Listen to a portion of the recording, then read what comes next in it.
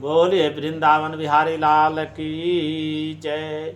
जय जय श्री कृष्ण भगवान की जय। भागवत गीता की जय। वेद व्यास जी की जय।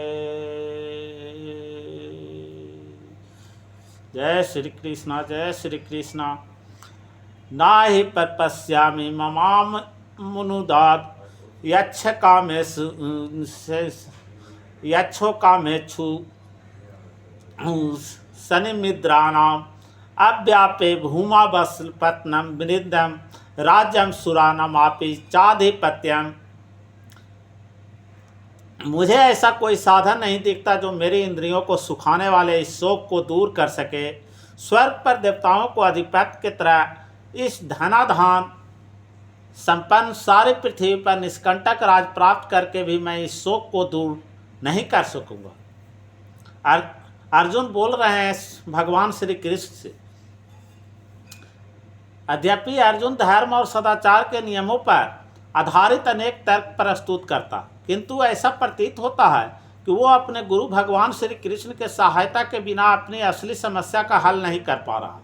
वो समझ गया था कि उसका तथाकथित ज्ञान उसकी उन समस्याओं को दूर करने में व्यर्थ है जो उसके सारे अस्तित्व को सुखाए दे रही थी, माने सारे शरीर को सुखाए दे रही थी।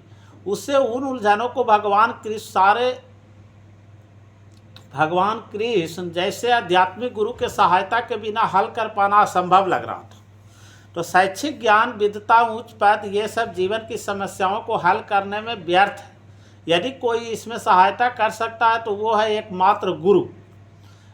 अतः निष्कर्ष यह निकला कि गुरु जो 100% कृष्ण भावना भावित होता है वही एकमात्र परमाणिक गुरु है और वही जीवन के समस्याओं को हल कर सकता है।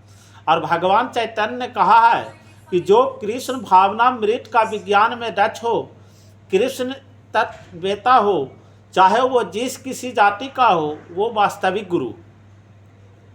किवा विप्रा किवा न्यासी शूद्र केने नया, यही कृष्ण तत्वेता से ही गुरु है।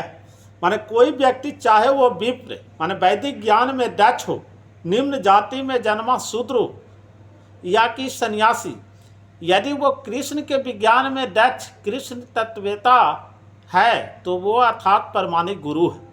चैतन्य चरितामृत। अतः कृष्ण तत्वेता वही हुए, बिना कोई भी परिमाणिक गुरु नहीं हो सकता। माने कृष्ण तत्वेता हुए बिना कोई भी परमाणिक गुरु नहीं हो सकता। वैदिक साहित्य में भी कहा गया है, षट्कर्माणि पुनो विप्रो मंत्र तंत्र विशारद अवैष्णवो गुरु न स्याद वैष्णव स्वपचो गुरु। माने विद्वान ब्राह्मण भले ही वो संपूर्ण वैदिक ज्ञान में पारंगत क्यों न हो, यदि वो वैष्णव नहीं है या कृष्ण भावनामृत में दक्ष नहीं है तो गुरु बनने का पात्र नहीं है। किंतु शूद्र यदि वो वैष्णव या कृष्ण भक्त है तो गुरु बन सकता है।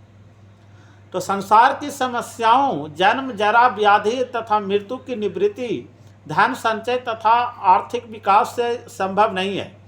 विश्व के विभिन्न भागों में ऐसे राज हैं जो जीवन की सारी सुविधाओं से तथा संपत्ति एवं आर्थिक विकास से पूरित है, किंतु फिर भी उनकी सांसारिक जीवन की समस्याएं ज्यों के त्यों बनी हुई है।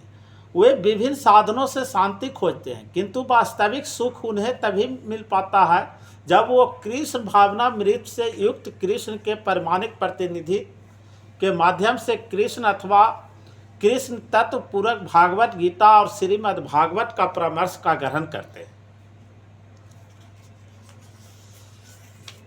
यदि आर्थिक विकास तथा भौतिक सुख किसी पारिवारिक, सामाजिक, राष्ट्रीय या अंतर्राष्ट्रीय अव्यवस्था से उत्पन्न हुए शोकों को दूर कर पाते तो अर्जुन यह नहीं कहता कि पृथ्वी का अपरितम राज या स्वर्गलोक में देवताओं का सर्वोत्तम भी उसके शोक को दूर नहीं कर सकते।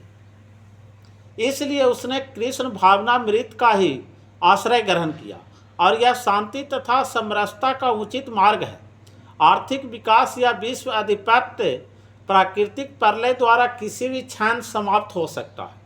यहाँ तक कि चंद्रलोक जैसे उच्च लोकों की यात्रा भी, जिसके लिए मनुष्य प्रयत्नशील है, एक झटका में समाप्त हो सकता है। तो भगवत गीता इसकी पुष्टि करती है, क्षीणे पुण्य मर्त्य लोकम विसंति, माने जब पूर्व लोक के फल समाप्त हो जाते हैं तो मनुष्य सुख के शरीर शिखर से जीवन की निम्नतम स्तर पर गिर जाता है। तो इस तरह से विश्व के अनेक राजनीतिकों का पतन हुए हैं। ऐसा अधपतन शोक का कारण बनता है।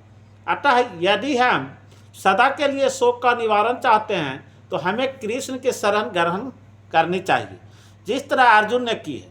अर्जुन ने कृष्ण से प्रार्थना की है कि वे उसकी समस्या को निश्चित समाधान कर दे, और यह कृष्ण भावनामृत की विधि है। बोलिए श्री कृष्ण भगवान की जय। वेद व्यास जी की जय।